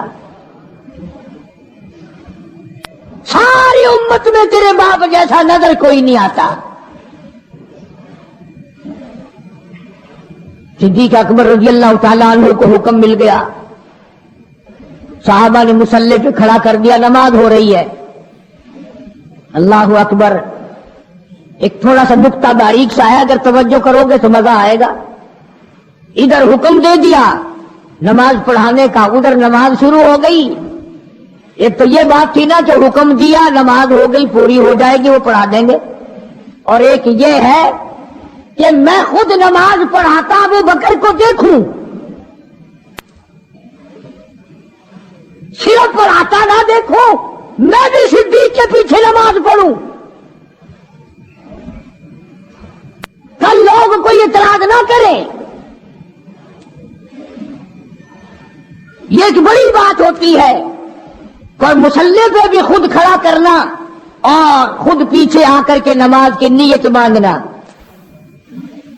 دو نوجوانوں کو بلایا، حضرت عباس رضی اللہ تعالیٰ عنہ ہے اور ایک اور صحابی ہے. دونوں کے کندھوں پہ ہاتھ مبارک رکھے اور قدم مبارک گھسٹتے ہوئے مسجد میں تشریف لائے.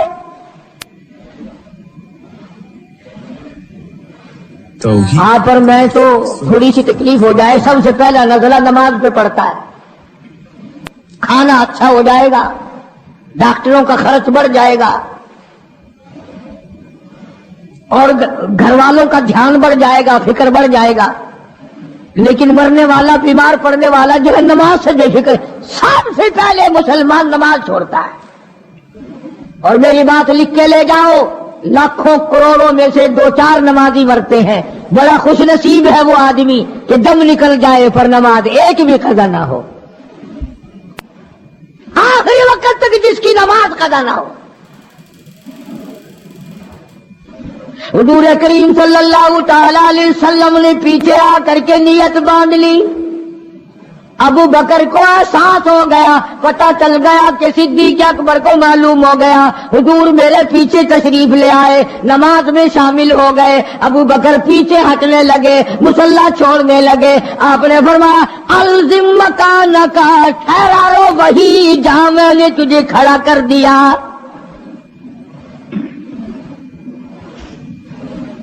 نماز ہو گئی، اب حضور کریم صلی اللہ علیہ وسلم جب تشریف نہیں لائے تھے، سارے غمگین تھے، سارے پریشان حال تھے، سارے یہ سوچ رہے تھے کہ آج کیا ہوگا، آج کیا بنے گی. سارے سرکار دو عالم صلی اللہ علیہ وسلم کے دیدار کے لیے اکٹھے ہو گئے.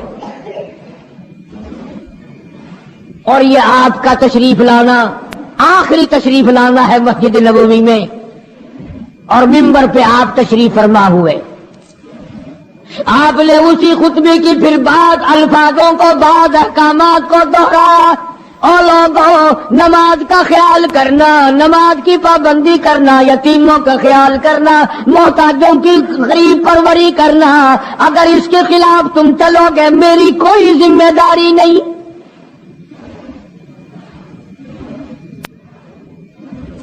بیماری کی کیفیت کو دیکھ کر، چہرے کی کیفیت کو دیکھ کر صحابہ کرام رو رہے ہیں. سب کا دل اندر سے یہ کہتا ہے شاید آج آخری دیدار ہے، شاید آج آخری ملاقات ہے. ادھر خود اعلان فرما دیا، فرمایا لوگوں میری تمہاری شاید آخری ملاقات ہو، آج کی بات زیارت نہ کر سکو گے، میری بات سن لو، میری بات اپنے دل میں لکھ لو، کلمہ قرآن کو اپنے ساتھ رکھنا. میں یہ قرآن کریم تمہارے سپرد امانت کے طور پہ کر رہا ہوں، کل قیامت میں تم سے واپس لے لوں گا. سارے صحابہ چاروں طرف سے اکٹھے ہیں، مجمع بنا ہوا ہے.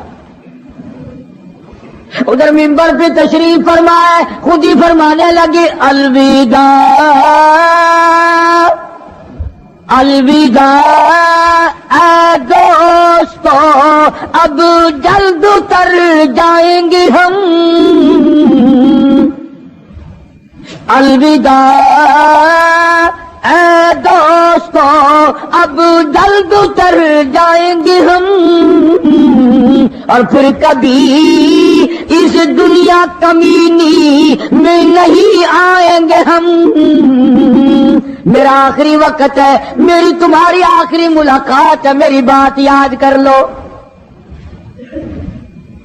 سارے دیوانے حیران ہو گئے، اور بھی پریشانی بڑھ گئی. لوگ قریب آ گیا بچھڑنے کا معاملہ.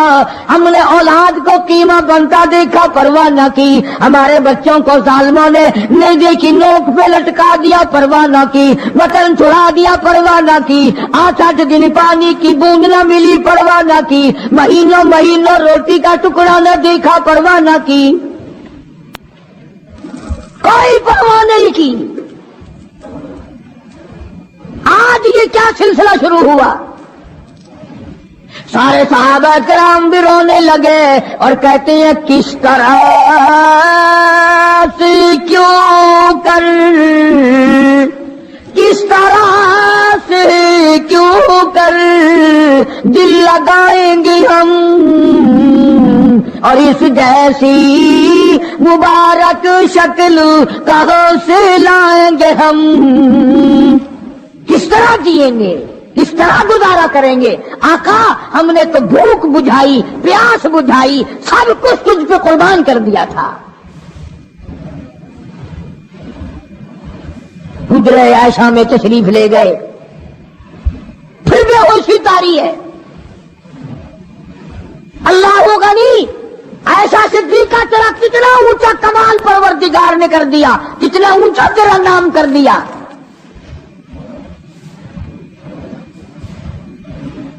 انصاف دیکھو نبی کا. پھر اپنے یہاں بھی میں بھی اور آپ بھی ہاتھ مارے، ذرا کلیجے پہ ہاتھ رکھ کے سوچیں کہ آخر ہمارا کیا بنے گا. سیدہ حفصہ رضی اللہ تعالی عنہا کو بلوایا، سیدہ ام سلمہ رضی اللہ تعالی عنہا کو بلایا، سیدہ زینب رضی اللہ تعالی عنہا کو بلایا. جتنی بھی ہماری مائیں تھیں، حضور کریم صلی اللہ علیہ وسلم کی گھر والیاں، قرآن کہتا ہے وَأَزْوَاجُهُ أُمَّهَاتُكُمْ، ان کی گھر والیاں ساری تمہاری مائیں ہیں. امہاتہم تمام کے تمام تمہاری مائیں ہیں. اللہ غنی، سیدہ ام سلمہ، سیدہ حفصہ، سیدہ جویریہ، سیدہ زینب،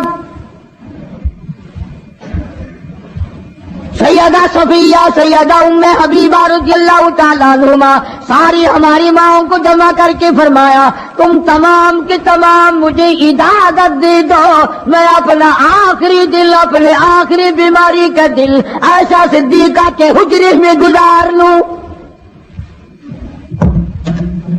تم اجازت دو مجھے، بے انصافی نہ ہو جائے، خدا کے جہاں سے پوچھ گچھ نہ ہو جائے۔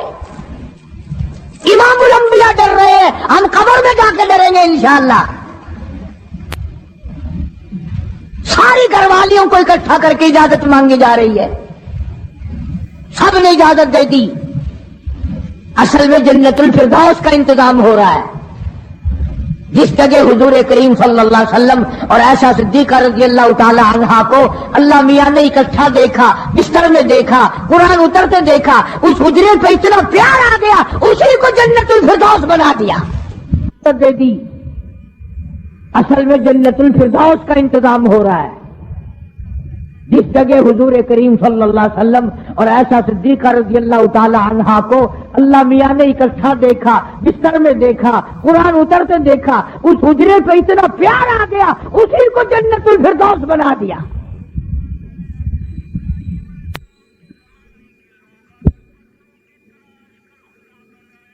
بات بڑھی، جناب عائشہ صدیقہ رضی اللہ تعالیٰ عنہ پریشان بیٹھی ہے، جناب فاطمہ الزہرا رضی اللہ تعالیٰ عنہ پریشان بیٹھی ہے، بڑی تکلیف ہے، بڑا شدت کا بخار ہے، بے ہوشی بھی ہے۔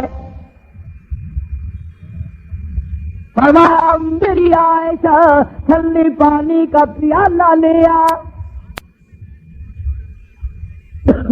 سمجھی میرے محبوب کو پیاس لگی ہوگی،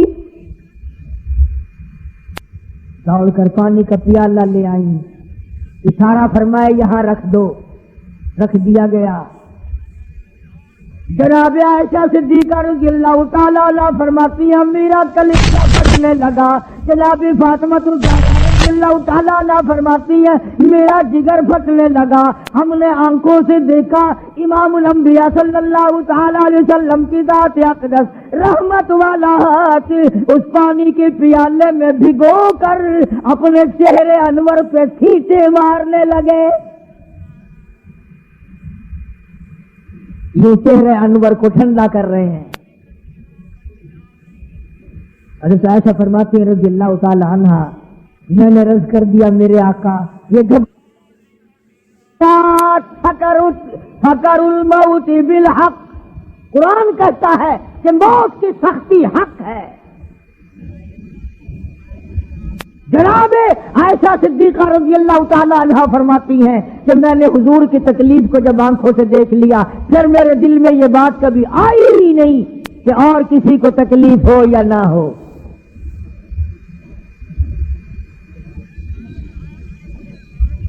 اور مقدر کی بازی ہے ساری، اللہ پاک جس کی تقدیر اس طرح سے بنا دے، کون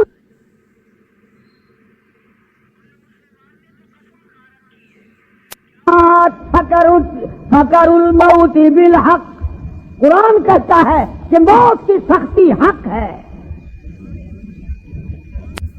جناب عائشہ صدیقہ رضی اللہ تعالی عنہا فرماتی ہیں کہ میں نے حضور کی تکلیف کو جب آنکھوں سے دیکھ لیا پھر میرے دل میں یہ بات کبھی آئی ہی نہیں کہ اور کسی کو تکلیف ہو یا نہ ہو۔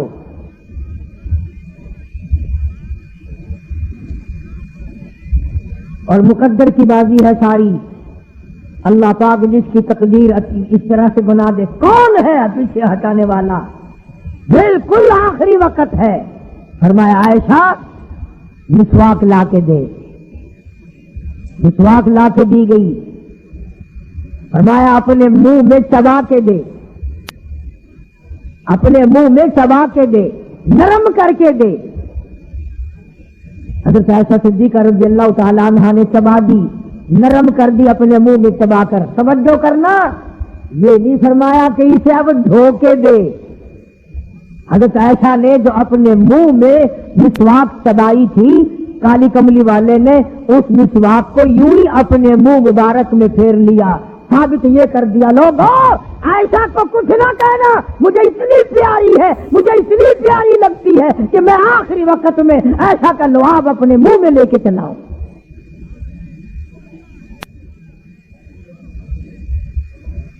آج لوگ 4 ورقے تاریخ کی کتاب سے پڑھ کر صحابہ کرام کے فیصلے شروع کر دیتے ہیں۔ اپنے ایمان کو بچاؤ،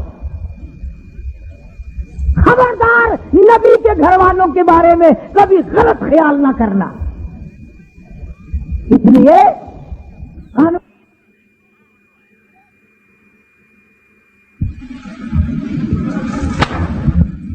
اور پھر بات بڑھی، جناب عائشہ صدیقہ رضی اللہ تعالیٰ عنہا پریشان بیٹھی ہیں، جناب فاطمہ الزہرا رضی اللہ تعالیٰ عنہا پریشان بیٹھی ہیں، بڑی تکلیف ہے، بڑا شدت کا بخار ہے، بے ہوشی بھی ہے۔ فرمایا میری عائشہ ٹھنڈے پانی کا پیالہ لے آ،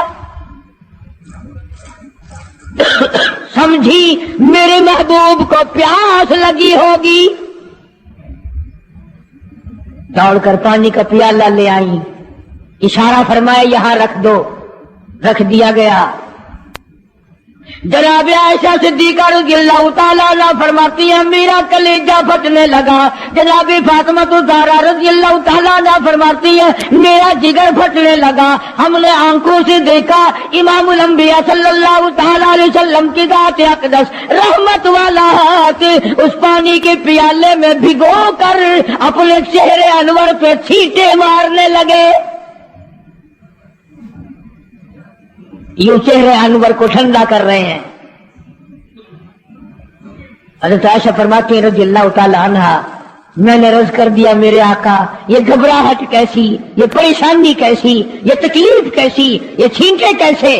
فرمایا میری عائشہ تو نہیں جانتی موت کتنی گھبراہٹ والی چیز ہے۔ مداد سکر الموت بالحق، قرآن کہتا ہے کہ موت کی سختی حق ہے۔ جناب عائشہ صدیقہ رضی اللہ تعالی عنہا فرماتی ہیں کہ میں نے حضور کی تکلیف کو جب آنکھوں سے دیکھ لیا پھر میرے دل میں یہ بات کبھی آئی ہی نہیں کہ اور کسی کو تکلیف ہو یا نہ ہو۔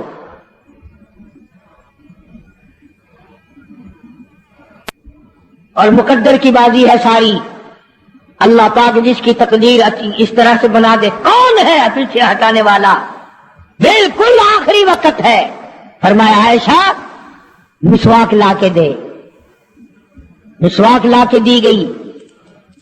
فرمایا اپنے منہ میں چبا کے دے، اپنے منہ میں چبا کے دے، نرم کر کے دے۔ حضرت عائشہ صدیقہ رضی اللہ تعالی عنہا نے چبا دی، نرم کر دی اپنے منہ میں چبا کر۔ توجہ کرنا، یہ نہیں فرمایا کہ اسے اب دھو کے دے۔ حضرت عائشہ نے جو اپنے منہ میں مسواک چبائی تھی کالی کملی والے نے اس مسواک کو یوں ہی اپنے منہ مبارک میں پھیر لیا، ثابت یہ کر دیا لوگوں عائشہ کو کچھ نہ کہنا، مجھے اتنی پیاری ہے، مجھے اتنی پیاری لگتی ہے کہ میں آخری وقت میں عائشہ کا لعاب اپنے منہ میں لے کے چلاؤں۔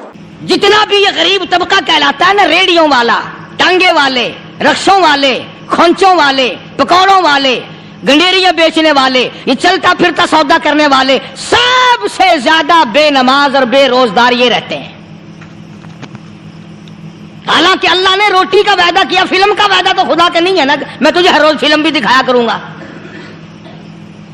اللہ پاک نے وعدہ روٹی کا کیا، چرس کا نہیں کیا، افیم کا نہیں کیا، بھنگ کا نہیں کیا۔ سگریٹ کا وعدہ خدا نے نہیں کیا میں تجھے سگریٹ بھی پلایا کروں گا۔ پھر منہ بنا کر کے بیٹھ جاتے ہو جی خرچے پورے نہیں ہو رہے، اور کیسے خرچہ پورا ہو؟ اللہ پاک روزی دیتا ہے، تو ہوا میں اڑاتا ہے، بدماشیوں میں اڑاتا ہے، لوفری میں پیسے کو اڑاتا ہے۔ آج مسلمان کا ذہن تو دیکھو کہ وہ نماز کی قدر نہیں، رمضان کی قدر نہیں، قرآن کی قدر نہیں، اور پھر مرتے ہوئے کہتے ہیں یا اللہ ہم مسلمان اور ہم مر رہے ہیں۔ تو مریں گے کیسے نہیں؟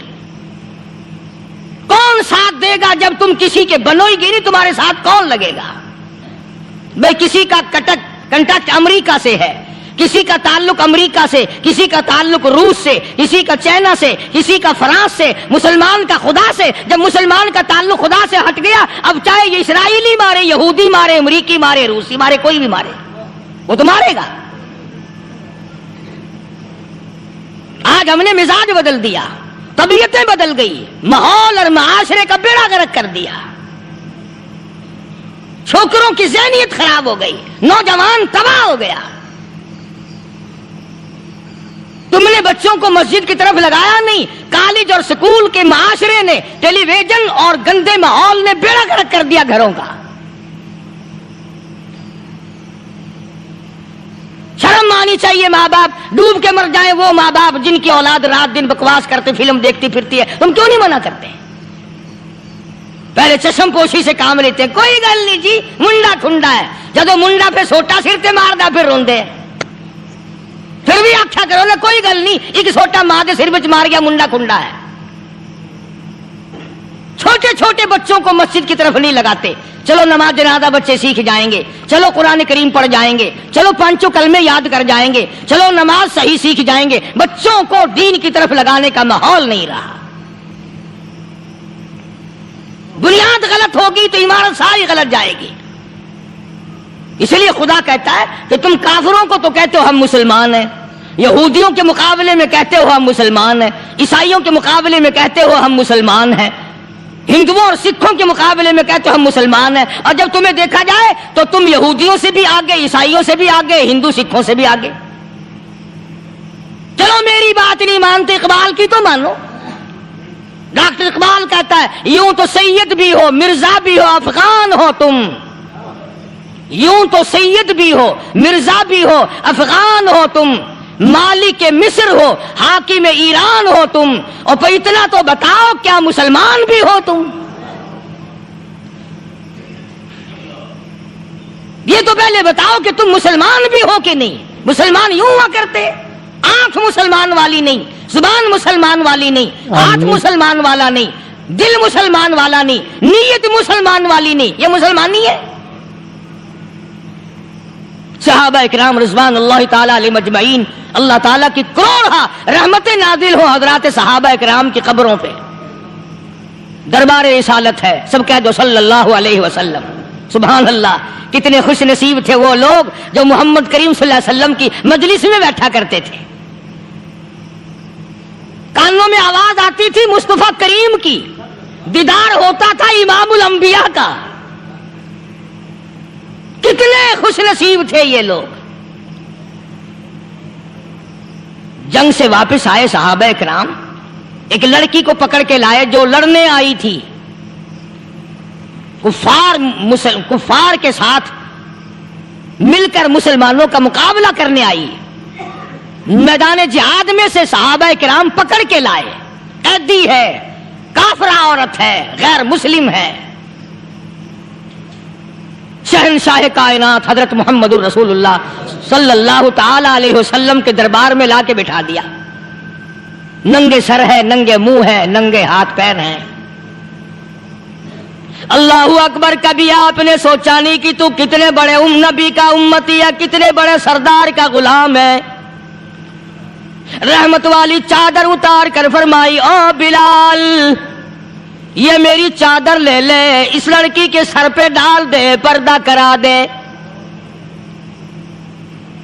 عرض کیا گیا کسی کافر کی لڑکی ہے، یہودی کی لڑکی ہے، عیسائی کی لڑکی ہے، غیر مسلم کی لڑکی ہے، میدان جہاد سے گرفتار کر کے لائی گئی، قیدی لڑکی ہے، لڑنے آئی تھی، مارنے آئی تھی، اسلام کی دشمن ہے، دین کی دشمن ہے، قرآن کی دشمن ہے، مذہب کی دشمن ہے، خدا اور اس کے رسول کی دشمن ہے. اللہ تعالیٰ کے نبی حضرت محمد کریم صلی اللہ علیہ وسلم نے فرمایا او لوگو ٹھیک ہے لڑکی کافر کی ہے، کفر کی حالت میں پلی ہے، کفر لانے آئی ہے، کفر کو بچانے آئی ہے، اسلام کا مقابلہ کرنے آئی ہے، اسلام کو مٹانے کے لیے آئی ہے. پر اے میرے دیوانوں یہ تو بتاؤ اپنے باپ کافر کے دربار میں بھی ننگے سر بیٹھے اور میں کالی کملی والے کے دربار میں بھی ننگی بیٹھے.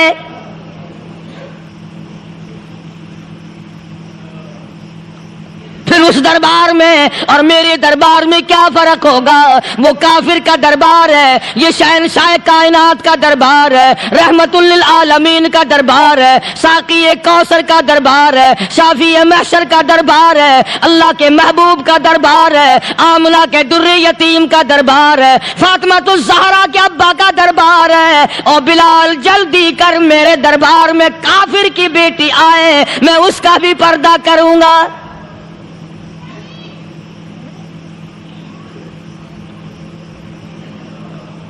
حضرت بلال رضی اللہ تعالی عنہ نے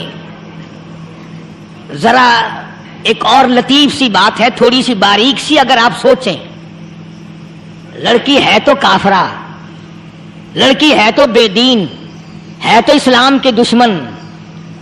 میں تو کئی مرتبہ سوچا کرتا ہوں کہ واہ لڑکی تیرا مقدر، ہے تو کافر کی بیٹی، خود بھی کافرہ ہے، مگر مقدر تو دیکھو، امام الانبیاء کی چادر سر پہ ڈالے بیٹھی ہے۔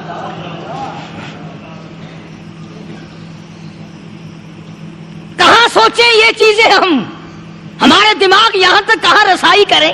آمین۔ میرا تو دل چاہتا اگر میں ہوتا اس کافر بیٹی کی پاؤں دھو کر پی لیتا۔ تو ایڈی مقدروں والی، تو اینی خوش نصیب، ابھی ابھی قیدی بن کر آئی، ابھی ابھی ہاتھوں میں ہتکڑی تھی، اور ابھی ابھی سر پہ رحمت دو عالم کی رحمت والی چادر ہے۔ اور پھر آپ نے پوچھا اب تو کیا چاہتی ہے، کیا چاہتی ہے؟ اللہ اکبر، کہنے لگی میرے گھر پہنچا دو، میں اپنے گھر جانا چاہتی ہوں۔ دو نوجوان صحابہ کو بلایا، فرمایا کہ انسانی رشتے کا تقاضا ہے، لڑکی نے ہم سے پناہ مانگی اور اپنے گھر جانا چاہتی ہے، ہم نے اس کو معاف کر دیا، جاؤ گھر چھوڑاؤ۔ اب گھر پہنچانے کا مطلب یہ تو تھا نہیں کہ حسین گائی پہنچا دو، دولت گیٹ پہنچا دو، خدا جانے کتنی دور گھر ہوگا، لڑنے جو آئی تھی۔ یوں لکھا ہے علماء اکرام نے، ذرا توجہ کریں، اور سچی بات تو یہ ہے، اپنے دامن میں بھی ہاتھ مار کے دیکھو کہ ہم کیسے ہیں۔ محمد الرسول اللہ صلی اللہ علیہ وسلم کے دو جوان دیوانے ساتھ ساتھ اس کے چلتے ہیں، ایک ادھر چل رہا ہے، ایک ادھر چل رہا ہے، جنگل کا راستہ ہے، رات بھی راستے میں آئی ہے۔ نوجوان لڑکی کا بیان ہے، اپنے بھائی کو جا کے کہتی ہے یہ دونوں جوان میری ساتھ راستہ چلتے آئے، میری ساتھ سفر طے کرتے آئے، پر اے میرے بھائی جان، رب کائنات کی قسم مجھے تو یوں معلوم ہوتا تھا دونوں اندھے چل رہے، مجال ہے میری طرف نظر اٹھائی ہو۔ یہاں تو رکشے والے کا داؤ لگ جائے وہ بعد نہیں آتا، ٹانگے والے کا داؤ لگ جائے وہ بعد نہیں آتا، اور پیر صاحب تو اپنے یہاں سے خشک جانے کیسے دیں گے؟ کیوں جانے دیں؟ کیا مطلب؟ یہ شرافت ہے، یہ دین ہے، یہ اسلام ہے۔ مسلمان کی بیٹی کی عزت پہ ڈاکے ڈالنا، خدا کی قسم اگر اسلام کی حکومت ہو اور جس نبی کا تو نام لے کر جنت میں جانا چاہتا ہے، اگر نبی کا قانون زندہ ہو، قرآن کا قانون عدالت میں ہو، آنکھیں نکال دی جائیں۔ بے غیرت قوم، بے حیا اور بے شرم قوم، شرم نہیں آتی کہ زندگی کس طرح بسر ہوتی ہے۔ یہ کافروں کی بیٹیاں ہیں، یہ کسی یہودی کی بیٹیاں ہیں، چکلے چل رہے ہیں، بدماشی کے اڈے چل رہے ہیں، سب کو پتا ہے، افسروں کو پتا ہے، چھوٹے بڑوں لیڈروں کو پتا ہے۔ کون روکے؟ کس لیے روکے؟ پھر یاد رکھو بات محمد کریم صلی اللہ علیہ وسلم کی، فرمایا جس ملک میں، جس شہر میں زنا ہوگا، اللہ کے نبی نے فرمایا وہ جس دن برباد ہوگا آواز بھی نہیں آئے گی۔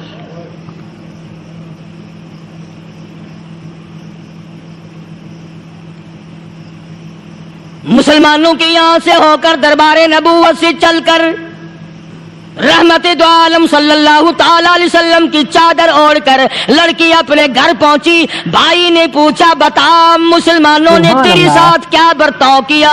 मुसलमान तुझे पकड़ के ले गए थे, इतनी खूबसूरत है तू, ऐसी हसीना है, शबाब तेरा, हुस्न तेरा, जमाल तेरा, शक्लो सूरत निराली, नक्श निराले, आंखें तेरी निराली, चेहरा तेरा निराला, लब तेरे निराले, कदो कामत तेरी निराली, हुस्न तेरा शान वाला, जवानी शबाब है, बता मुसलमानों ने तेरे साथ क्या गुजरी? रोने लगी और कहने लगी, तू मेरा माजाया भाई है, पर मैं क्या बताऊं, जमीन और आसमान के मालिक की कसम, समुद्रों के पैदा करने वाले की कसम, दरख्तों के पत्ते पैदा करने वाले की कसम, इन पहाड़ों और जमीन के जर्रात को पैदा करने वाले की कसम, जो मेरी इज्जत की हिफाजत मोहम्मद के गुलामों ने की है, वो तू माजाया भाई भी नहीं कर सकता।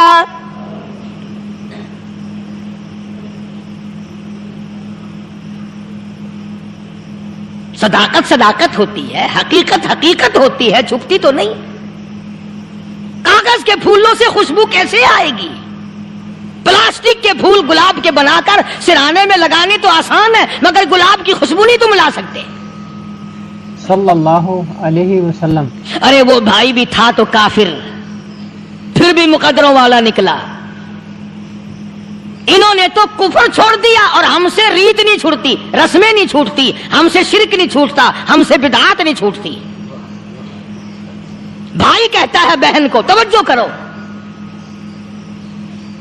कभी दुनिया में इंसाफ की बात करने वाले लोग भी जिंदा थे। कुफर इस्लाम एक और चीज है, इंसाफ की बात तो कहा करते थे। भाई कहने लगा बहन से कि मेरी बहन, चादर तेरे सर पे नबी की, काली कमली वाले की चादर तेरे सर पे है, ये उसके दीवाने तुझे साथ लेके आए हैं, और उन्होंने तेरी इज्जत और आबरू की हिफाजत की है। तू ये बता, कलमे से खाली आई? ऐसे दरबार से खाली आ गई? खजाना लूट रहा है, वहां तू खाली तो नहीं आ गई? बहन कहने लगी कि हाँ खाली आई हूं। मतलब ये कि मैंने कलमा नहीं पढ़ा, ईमान कबूल नहीं किया, दीन कबूल नहीं किया, इस्लाम और उसका मजहब मैंने कबूल नहीं किया। भाई कहने लगा तुफ है तुझ पर, तुझे ऐसे दरबार से खाली उठते शर्म ना आई? और दरबार रिसालत और खाली आ गई? क्या बात कही है औरत ने, सुभान अल्लाह, अल्लाहु अकबर। कहने लगी 2 वजह से मैंने कलमा नहीं पढ़ा। दिल मेरा चाह रहा था, अंदर मेरा कहता था कि जब मेरे सर पे ये चादर आई, मेरा तो दिल चाहता था कि लिपट जाऊं कदमों से आका के। भाई मेरा दिल चाहता था मैं खड़ी हो जाऊं दरबार में और यूं कहूं, मेरा दिल हो तेरा घर हो, मेरा दिल हो तेरा घर हो, तेरा दर हो मेरा सर हो। तमन्ना मुख्तसर सी है मगर तमहीद तूलानी। मैंने कलमा 2 वजह से नहीं पढ़ा। पहली वजह तो ये कि जब तू सुनता, तुझ तक ये बात पहुंचती कि मेरी बहन ने कलमा पढ़ लिया, तो शायद तेरे दिमाग में ये बात ना आ जाए कि मेरी बहन से मुसलमानों ने जबरदस्ती कलमा पढ़वाया होगा, इसलिए मैंने नहीं पढ़ा। तेरे दिमाग में ये बात ना आए कि मुसलमानों ने मजबूर करके, कैदी बना करके जो ले गए थे, मजबूर करके कलमा पढ़ाया, और मेरी बहन ने डर के मारे कलमा पढ़ा। कलमा पढ़ने का पुख्ता प्रोग्राम है, मजा तो अब आएगा ना, यहां से आजाद होकर जाऊंगी। और दूसरी बात उसने और पते की कही, कहने लगी भाई मैंने कलमा इसलिए भी नहीं पढ़ा कि बहन जन्नत में जाए, भाई दोजख में जाए। असल में मैं तुझे लेने आई हूं, दोनों चलकर उस दरबार की गुलामी करेंगे। मैंने ये खौफ खाया कि मेरा भाई गुस्से में आकर कुफर पर और मजबूत न हो जाए, इसलिए मुझे आने की कोई जरूरत नहीं थी। और कहने लगी ओ मेरे भाई, वो दरबार कोई वापस आने का थोड़ा ही है, वहां तो जो गया कुर्बान हो गया, जो गया कुर्बान हो गया। चलो चलते हैं। दोनों बहन भाई आकर हुजूर अकरम सल्लल्लाहु अलैहि वसल्लम के हाथ पे कलमा पढ़कर मुसलमान बन जाते हैं। وہ نبی کی ایک بات دیکھ کر کلمہ پڑھ کر مسلمان بن گئے. ہمارے سامنے لاکھوں حدیثیں، ہزاروں قرآن کی آیتیں ہیں، پر ہم آج تک مسلمان نہ بنے. جب مرضی آئی نماز پڑھ لی، جب مرضی آئی زکوٰۃ دے دی، جب مرضی آئی قرآن پڑھ لیا، جب مرضی آئی دین ایمان کر لیا، مرضی آئی چوری کر لی، مرضی آئی ٹھگی مار لی. اس کا نام دین نہیں ہے، اس کا نام ٹھگی اور فریب ہے. اس لیے قرآن کریم نے للکار کے کہا تأمرون الناس بالبر وتنسون انفسکم وانتم تتلون الکتاب. دوسروں کو اسلام کا نام لیتے ہو، دوسروں کے سامنے مسلمان بنتے ہو، حالانکہ تم کتاب پڑھتے ہو اللہ کی. افلا تعقلون، سوچتے کیوں نہیں ہو کہ تم کدھر چلے ہو؟ کیا پروگرام بنائے بیٹھے ہو؟ زندگی کا لاہ عمل یہ تو نہیں ہونا چاہیے جو تم نے بنایا ہوا ہے. اور آگے فرمایا تأمرون الناس بالبر وتنسون انفسکم وانتم تتلون الکتاب افلا تعقلون واستعینوا بالصبر والصلاة. اگر تکلیف آئے، پریشانی آئے، کوئی مصیبت آئے تو صبر اور نماز کے ساتھ قائم رہو. یعنی صبر نماز کے بغیر حاصل نہیں ہوگا، اور نماز قبول ہوگی تو صبر خود بخود آ جائے گا. چنانچہ اللہ والوں کی زندگی کا مطالعہ کرو، کتابیں اور حالات پڑھ کر کے دیکھو کہ انہوں نے ساری عمر میں ایک ایک نماز بھی ضائع نہیں ہونے دی. تمام عمر میں ایک ایک نماز ضائع نہیں ہونے دی. اور ہم لوگوں کی جوانی یوں ہی بیت جاتی ہے، جوانی یوں ہی گزر جاتی ہے. اسی کو کہتا ہے کہ کچھ نہ پرواہ کی میرے دین کی، آج میں تمہاری پرواہ کیسے کروں. وَإِنَّهَا لَكَبِيرَةٌ إِلَّا عَلَى الْخَاشِعِينَ. اللہ پاک خود فرماتے ہیں کہ نماز بھاری نہیں، نماز مشکل نہیں، نماز پڑھنا کوئی تکلیف نہیں، مگر ان لوگوں کے لیے، ان لوگوں پہ کوئی مشکل نہیں جو اللہ سے ڈرنے والے ہیں، اللہ کے خوف کو دل میں بسانے والے ہیں، جن کا یقین ہے کہ موت آئے گی اور اللہ کے یہاں جا کر کے میں نے منہ دکھانا ہے، ایک دن خبر میں جانا ہے، حشر نشر نے بھی آنا ہے، قیامت نے بھی آنا ہے، جس کا ان تمام چیزوں پہ یقین ہے. اللہ فرماتے ہیں الا علی الخاشعین، ڈرنے والے کے لیے تو کوئی چیز نہیں، اور جو نہیں ڈرتا اس کے لیے تو پہاڑ ہے نماز پڑھنا. صحابہ کرام نے تو ایسی ایسی نمازیں پڑھی. صحابی ہے مدنی کریم صلی اللہ علیہ وسلم کا، اپنے باغ میں نماز پڑھ رہا ہے. گنجان باغ ہے کھجوروں کا، کھجوروں کا باغ پکا کھڑا ہے، صحابی نماز پڑھ رہا ہے. ایک پرندہ کبھی ادھر سے آتا ہے کبھی ادھر جاتا ہے، گنجان باغ ہے، وہ نکلنا چاہتا ہے، پرندے کو راستہ نہیں ملتا. تو دوران نماز صحابی کی نظر پرندے پہ لگ گئی. دوران نماز صحابی کی نظر، وہ پھڑک پھڑک جو کرتا تھا نا کبھی ادھر کبھی ادھر، صحابی کی نظر پرندے پہ لگ گئی، نماز میں بھول گیا. بس اتنی سی بات ہوئی، آیا دربار رسالت میں اور کہنے لگا یا رسول اللہ وہ سارا باغ لے کر اسلام میں وقف کر لو، جس باغ کی وجہ سے میری نماز خراب ہو جائے میں وہ باغ ہی نہیں رکھتا.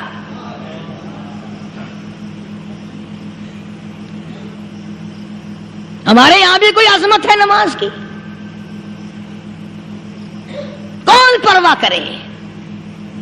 ان لوگوں کے یہاں تمام کا تمام نظام دین کا اپنا بنایا ہوا نہیں، جو دربار رسالت صلی اللہ علیہ وسلم سے نظام ملا نماز کا، انہوں نے صحیح معنوں میں وہ قائم کیا. کیسی مشکل میں ہوئے، کہیں بھی ہوئے، جس حالت میں بھی ہوئے، نماز پڑھنی ہے، ادا کرنی ہے. چنانچہ ان کی نمازوں میں اتنی برکت تھی. سیدنا امیر معاویہ رضی اللہ تعالی عنہ کی حکومت ہے، صحابہ کرام ابھی زندہ ہیں. افریقہ کے گھنونے جنگل میں، بہت بڑے صحرا میں چھاونی بنانے کا پروگرام بنایا. بڑے جنگل ہیں، بڑے درخت ہیں، بڑی بھیڑ بھاڑ ہے، بڑے جانور ہیں، شیر ہیں، چیتے ہیں، گھگیاڑ ہیں، بڑے بڑے موذی جانور ہیں. تو اس علاقے کے لوگوں نے بتایا کہ تم مار کھاؤ گے، یہاں تو بڑے بڑے جانور تمہیں کھا جائیں گے. تم یہ کیا سوچ کر آئے ہو؟ تمہیں یہ نہیں چھوڑیں گے جانور کھا جائیں گے، تمہیں یہاں چھوڑی بناؤ گے؟ صحابہ کہنے لگے نہیں نہیں نہیں، ہمارے پاس ہتھیار ہے۔ کمانڈر کہنے لگا، ایک صحابی تھا حضور اکرم صلی اللہ علیہ وسلم کے زمانے کا دیدار کرنے والا، بڑا دیوانہ پروانہ۔ کمانڈر نے اسے حکم دیا تو 2 وضو کر، 2 رکعت نماز ادا کر، اور 2 رکعت نماز ادا کرنے کے بعد درخت پہ چڑھ جا، اور درخت پہ چڑھ کر یہ آواز لگا، او جنگل کے ہاتھیوں، او جنگل کے بھگیاڑوں، او جنگل کے شیروں، او جنگل کے موذی جانوروں، او ناگ وٹھوؤں، او سانپ بیچھوؤں، او فلاں جانوروں، او فلاں جانوروں، ہم غلام ہیں محمد عربی صلی اللہ تعالی علیہ وسلم کے، اور میں تمہیں حکم دیتا ہوں 24 گھنٹے کی اجازت ہے، 24 گھنٹے کے اندر اندر تمام جنگل خالی مانگتا ہوں۔